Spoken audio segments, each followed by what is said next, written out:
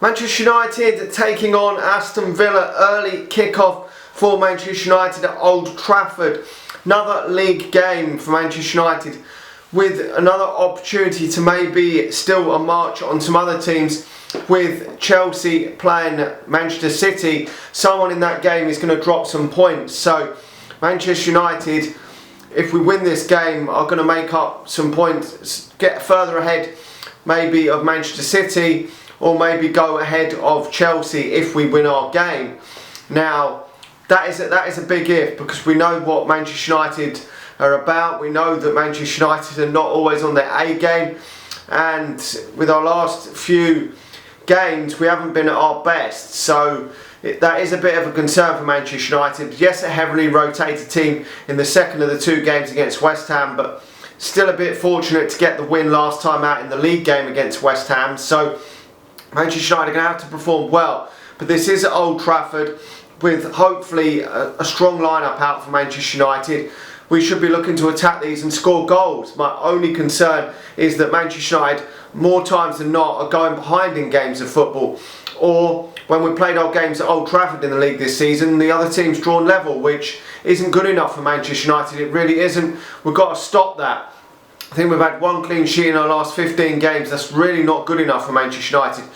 When we're playing home games, no disrespect to the likes of Newcastle, we should be going, when we go 1-0 up, we should get the second and third goal and put them games to bed and not allow the other team back in it, because we've seen that sometimes when you let the other team back in it, or the other team score first, then it's very hard to get back and win the game. We've seen that against Southampton, where we haven't been able to get the win when we've gone behind, and the other team have scored young boys and we've gone on to lose. So, and against West Ham in the League Cup, we weren't able to turn that around. So if you keep going behind, or the other team drawing level, sometime you're not going to get back, because you can't keep scoring 2-3 goals every game. I know we've got a good attacking options for Manchester United, we really do, but still got to be stopping them goals going in, because clean sheets do help massively if Manchester United want to win the title, unless you're going to score over 100 odd fucking goals, which probably isn't going to happen. But key man again is going to be Cristiano Ronaldo up front for Manchester United. So I'm expecting a much changed team for this one. De Gea back in goal, been in good form this season. I'm surprised I didn't see this form coming back. I thought it was close between him and Henderson. I thought that the fact, obviously the De Gea of previous years is a million times better than Henderson, but in the last couple of years I thought that there wasn't really much in it. Both keepers were making glaring errors. I thought that neither were good enough really to cement their place as number one for Manchester United. And I was thinking that Manchester United were going to have to move for a new goalkeeper. I really was thinking that. But at this moment in time, De Gea is playing well and started the season on fire.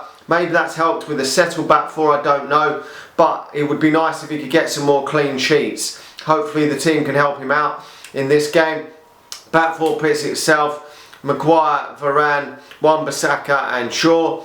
Then the forward line from midfield to strikers is where Manchester United got all sorts of selection problems, because we've got a bigger squad now. He has a lot of selection problems to pick from, which is nice when you've got a bigger squad, but he's got to get it right on the day, and that is the key for any manager at any club. When you've got a big squad of players, it's easier said than done, saying I've got 15, 16 players, and then you go to having 22, 23 players that could all play in the first 11. You've got to make sure you get the right 11 on that given day, and we've got to do that in this game. We changed 11 players in the week. Yes, some of them are not good enough, but we still have the likes of Rashford and Cavani that didn't even play in that. So it is a massive squad, but when players are underperforming, you've got to bring them out. When players are on form, you've got to bring them in. It is a real difficult thing. That is what the managers get paid the big bucks for. That's what Solskjaer's got to contend with this season. So in midfield, I think he's going to go with Fred and McTominay in midfield. I do. I think that's what he'd go for. And then because they didn't play in the midweek, then on the left hand side he's going to go for Paul Pogba. I think right hand side Greenwood, obviously Bruno Fernandes in the attacking number 10 sort of role, and then obviously Cristiano Ronaldo up front. I don't think there's going to be room in the first 11 for Jadon Sancho to come in. I really don't. I think he probably hasn't done enough so far to warrant a place in the first 11. And Pogba's been playing well, Greenwood's been playing well as well, but is there really that player like Sancho in the team that's going to put the balls into Ronaldo? We will need to see that is the problem. We're going to need to see at some point in time Sancho given a run of games in the team with Cristiano Ronaldo, because we know what his assist record has been like in Dortmund. We know how good Cristiano Ronaldo is in the box, so getting balls into the box is massive for Manchester United. Certainly in the air, we need to get some balls in the air to get him some of them fucking headers, because we know he's one of the best headers of the ball I've ever fucking seen. So I think that lineup is still strong enough for Manchester United to get the job done, but we know he's going to go for that McFred midfield in there, which a lot of people still hate, but it has got the job done on numerous occasions. But obviously it still isn't good enough if Manchester United want to progress further forward in the future. But against Aston Villa, Manchester United should be on the front foot. We should be looking to attack and score goals.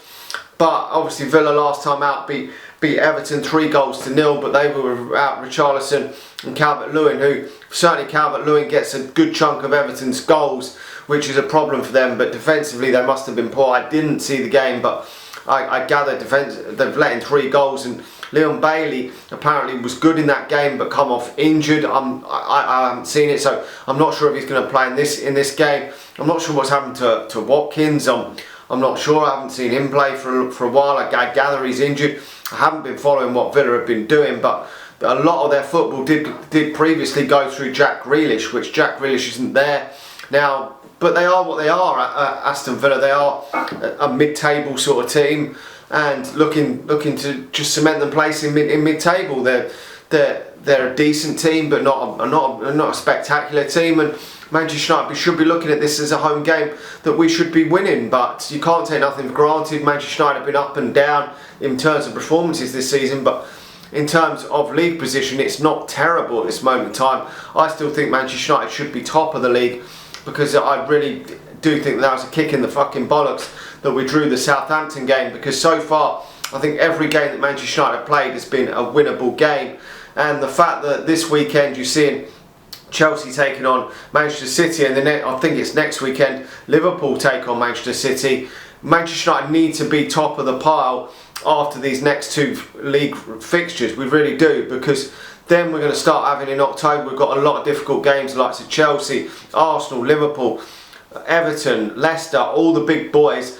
We've got to play in that run, and if we're top of the pile going into that will give Manchester United that extra bit of cushion, because we're not going to win all them games. It's just fucking not going to happen. No team's going to win that run that Manchester United have got. No one's going to win all them games. I mean, this Premier League has got 3 of the best teams in Europe, probably the 3 best teams in Europe, in Chelsea, Liverpool and Man City at this moment in time, if you exclude maybe Bayern Munich, because I'm not too sure PSG are that as good as they say, but if you exclude Bayern Munich, that is probably the 3 best teams in Europe in my opinion. So Manchester United have got to get ahead of the pack before we play them big boys, because if Manchester United want to challenge for the league this year, or even beat the odds and win the Premier League, you've got to be the best team in Europe, and you've got to go out there and win these types of games. Let me know what you think. I think with the fact that Leon Bailey is going to probably miss this game, there's no Watkins and Mann, and Jack Grealish is no longer there, I think Manchester United will get the job done in this. I do. I'm going for 2-1. I don't think we'll keep a clean sheet. I think it'll be probably another sloppy goal, or some shitty goal that Manchester United let in. But I would take a 2-0 victory. Something like that would be very, very pleasing for me, because if we could keep a clean sheet in this game and score a couple of goals, I would be very happy with that, because clean sheets are going to where Manchester United have got to improve, because we know most weeks Manchester United will probably score goals. So if we can keep clean sheets, then I think we're going to win probably 90% of our games, if we keep clean sheets. I don't think there's going to be many games when we put out a strong 11 that Manchester United will probably not score in. That is my opinion anyway. Not when everyone's fit anyway. When you've got the likes of Cavani, Rashford, Greenwood, Marshall, Sancho, Ronaldo, all these players, when everyone's fit and he's got so many options even on the bench, I can't see Manchester United not scoring them in nearly every game. And that is good for Manchester United. We haven't had that before under previous managers in Jose Mourinho and Louis van Gaal. A lot of times Manchester United didn't look like they were going to score some weeks, but now we're looking more and more like that. So if we keep the clean sheets at the back, then I think Manchester United are going to be right in that mix. I really do. Let me know your thoughts in that comment section below. Smash that like button, smash the share button if you're watching it on Facebook, and if you're watching it on YouTube, smash the subscribe button, and I'll talk to you all again soon. See ya.